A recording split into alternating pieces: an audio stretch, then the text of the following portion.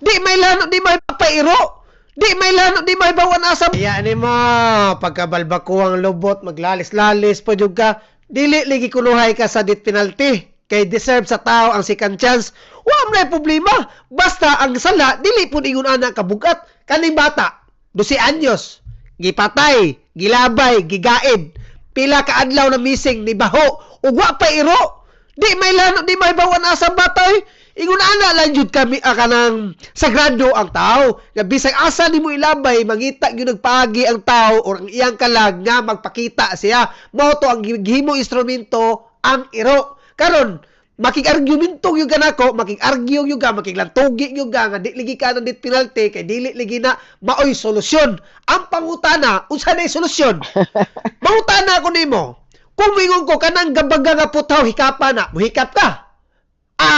Sos balbako ang lubot na jud kay muhikap ka. Siyempre dili jud ka muhikap sa gabaga nga putaw, kay kibaw ka, mapasok ka, mao na sa ng death penalty. Kung naay death penalty, di jud ka maglugos og bata nga minor de edad or bata nga 12 anyos, bisag unsa nimo katama kay kibaw ka, mabitay gyud ka.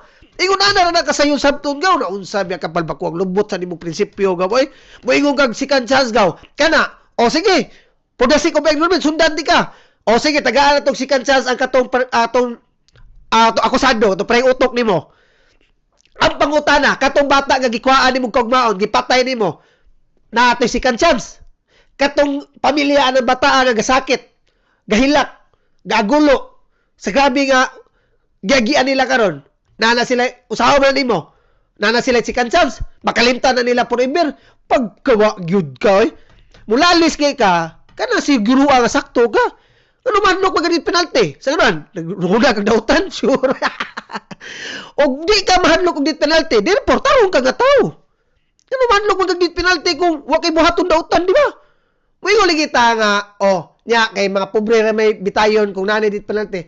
Wa man sa gumingon gaw nga dit penalty ditso. Siyempre, mubutang tagtaw nga karapat-dapat sa gobyerno nga patas. Kanang tao nga dili mo konsentidor og kurakot, dili konsentidor og mangurakot anang flood control. Mubutang ta diha sa Malacañang og kanang tao nga kibaw mo tan-aw og kabos, kanang muhatag og hustisya sa kabos.